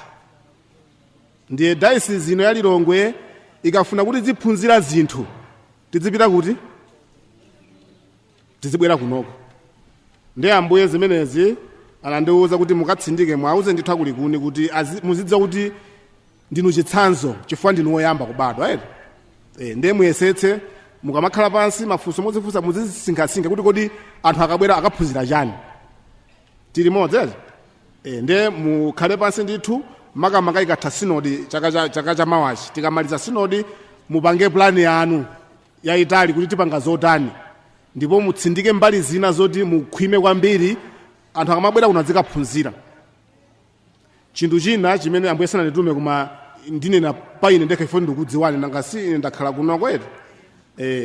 Ine Dr. Ntumbuka muli apa usembe wanga gawo lalikulu nambira kuno. Of course ntatozera nambira kuna Mitete August 003 ralizo za July ndiye kuna mene nakhala kwa 4 months August to December ndana ndisamutsa ulibwera kunoko chaka chomwe cha ordination icho ndiye nakhala kunoko from 03 mpaka na 06. Ubambo ufumu wanga woyamba anandipatsa nda Khristu andamene anandiphunzitsa ubambo ufumu. Ndikhulupirira kuti ndizikhala pano pa chifukwa cha inuyo si choncho. Ndikamakhala kumathokoza Mulungu of course ndimathokoza Mulungu koma chipewa chindi mujeni mavuto otu nditata. Muzitipempherera usiku tulonse timabweratu nanga mwamva pano acheyani nakuti ayi ansembe asamachokechoke amarero koma ansembe ndiochepa inde ndiochepa komanso tikaona kuti amonga achita chithamwe angobwera zitukuko chanchani inde kuti achoke apite pali china yake yovuta kuti akathandize. Indeka nanga sitaona kuti umwayiwowa muli kapasiti yayikulu akadakhala ulesi ndikanasiya kukulu chabwino. Koma anyway ndi mavuto chifukwa kuti ansembe ndiochepa komanso maparishi tikadaonjezera nanga si akhristu akuchuluka komanso mitunda anthu akukanika kuyenda. Ndi anyway mavuto ndi amene ndinena kuti inuyo ngati parishi yoyambira amene makudziwani bwino ndinu okhazikika chitsanzo chimodzi makamaka chifukwa kuti mwezi uno ndi wakutobala komanso ndi wachibalalitso akuli kuna bambo lekaleka atipangira chitsime chotithandiza kuti singesinge za chibalalitso cha mpingo. Kuti mugulitsa ndalama zingati bambo lekaleka chitsime 2000. Ndikanakonda kuti aliyense agule chitsime chimenechi chifukwa kuti muli zabwino zoti timvetse kuti chibalalitso ndi chani makamaka inuyo ngati mayi wathu ngati pali chiyako ifuna kuti malangizo anga nkuti inuyo muyenera kukhala patsogolo machita chibaliso diocese inoyi ndi dziko lonse lapansi. Chitsanzo ndikupatseni kuna kuti inde muli ndi zitukuko mumanga sanja, mumanga mpanda, muyika matairosi, ngoza nyumba zabwino. Of course nyumba sembedi maona kuti imatha, koma panopa khangati ikukonzeka bwino. Koma nkhani ndi kuzeni panoona kuti tini mapalisi atsopano. Mutasi amene alibe nyumba ndani kodi ya sembe. Alibe parish, alibe church yopemphera ya parish. Kulibe convent alibe assistere.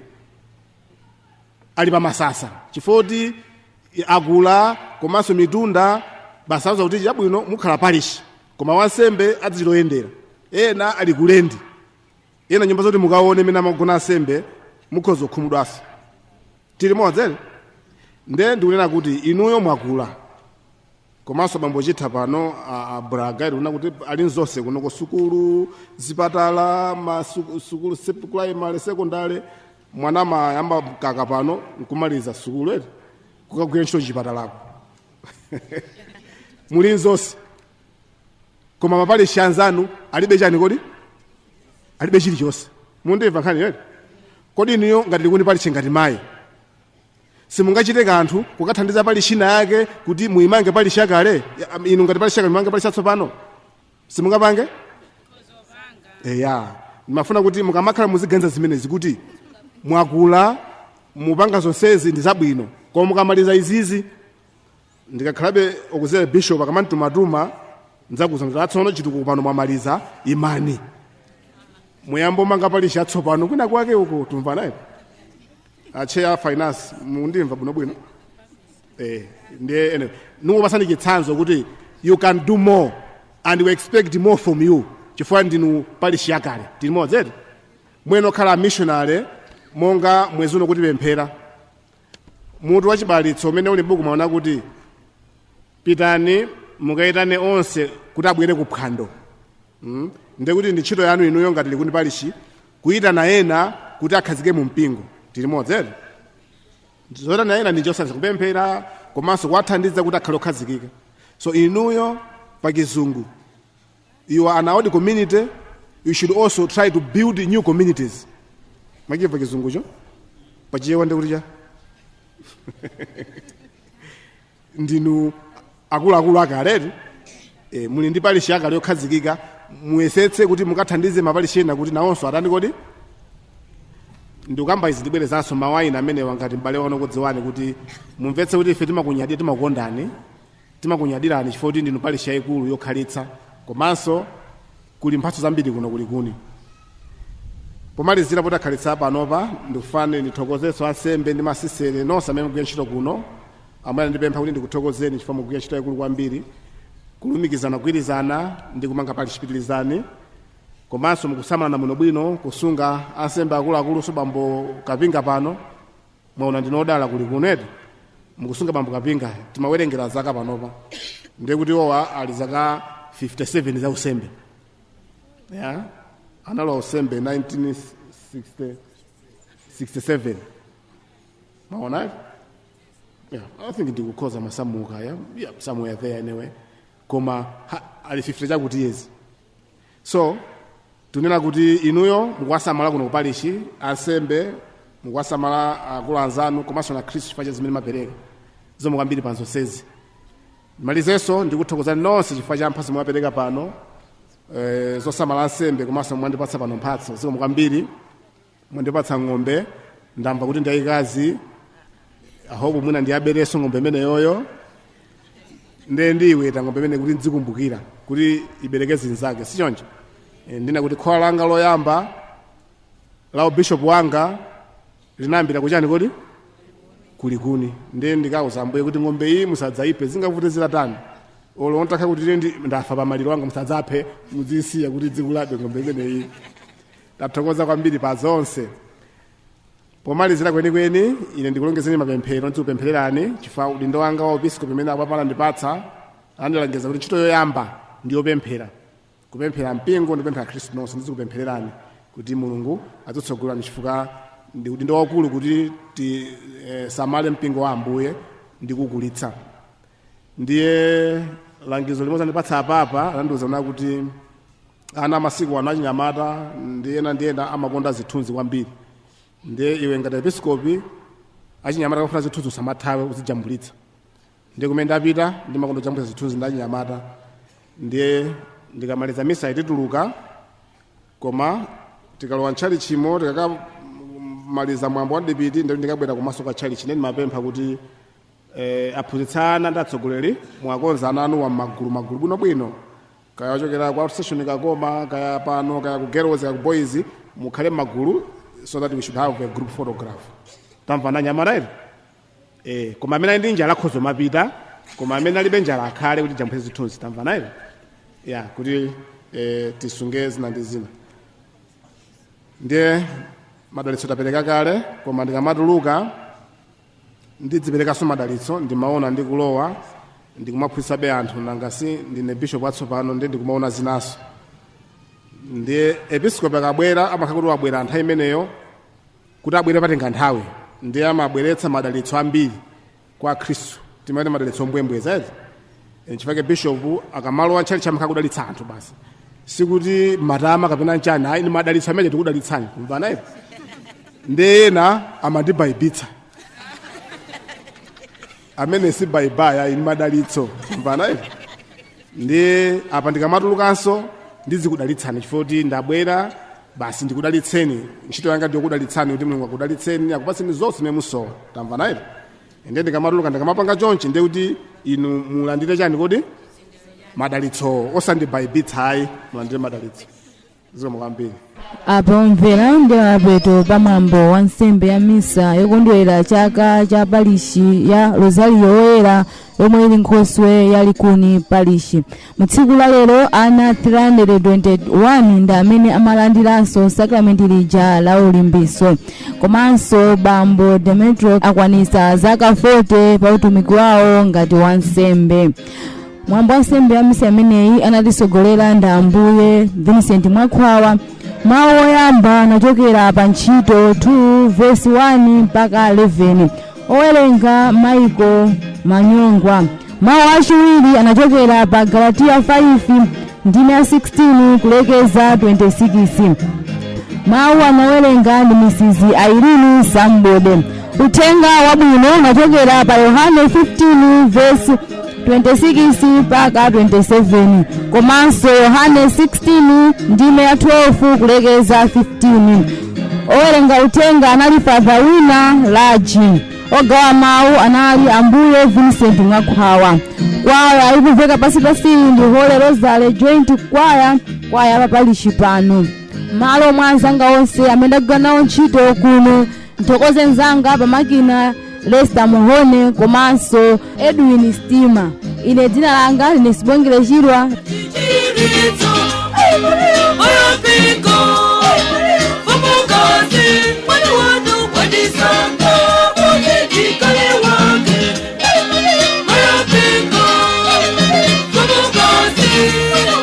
That is